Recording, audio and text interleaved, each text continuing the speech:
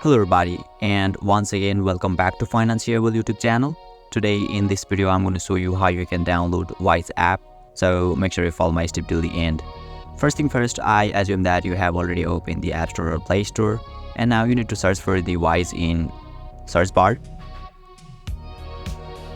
So once you do that, you will be able to see an app at top on in the screen, which is distinguishable by its flag logo and is developed by company name Wise Payment Limited. And don't forget, you will find the download option at the right side. Simply tap on the download icon and your download will begin automatically.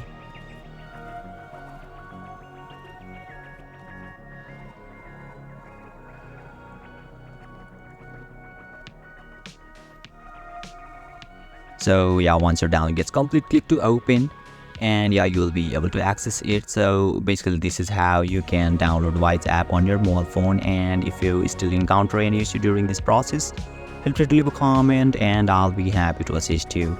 If you found this video helpful, please give it a thumbs up, and if you are new to this channel, make sure to hit the subscribe button and set the bell icon to on so that you can stay updated with our latest content.